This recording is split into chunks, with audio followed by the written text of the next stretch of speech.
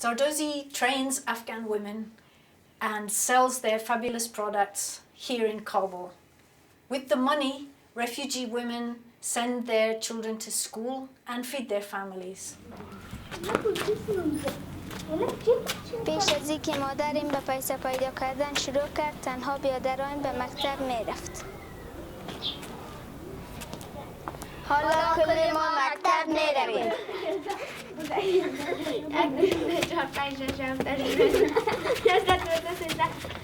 Having their own income also changes women's lives.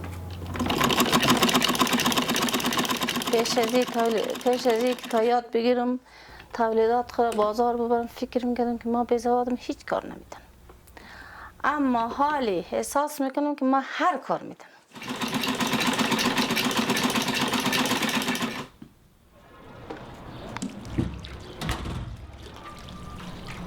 شوهرم که نو فوت کرد زمان مشکل داشتم، چرا هم جوان بودم نمیفهمیدم، قصه اختیار ندیده بودم سرم آمد دیگه مشکل بود، داشت قایمم خورد بود، مشکلی منم زمان زیادتر بود.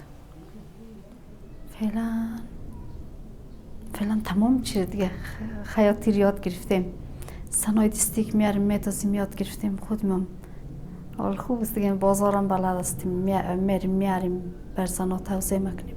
حال فضل خدا خوب، احساس خوب دارم، حال خوب هستیم. Now that international attention is shifting away from Afghanistan, there are fewer sales and it's difficult to cover costs. Unfortunately, we can't sell in the local market because the price of handmade products is quite high, so we need to export. And so far we've done quite well exporting, but we're still not covering costs. We need to attend 2 more trade fairs in order to get long-term good relationships with buyers that will keep us going for the future.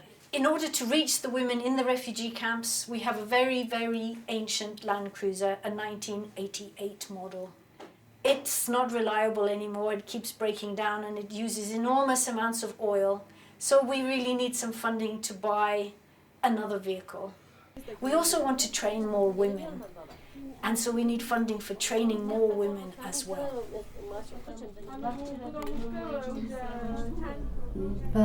بر زردوزی که فکر میکنم چیای خوب در فکر میچور میگم که بیارم فایدهش برای میمانه دختنه، هر چقدر زیادتر بیارم فایدهش زیادتر برای میمانه، فایدهش برای میمانه از فایدهش دخترم درس میخوانه، بچه‌م درس میخوانه، فیزیکورسشانو میتونم، کرای موترشو میتونم، خرج پانتونشو میتونم.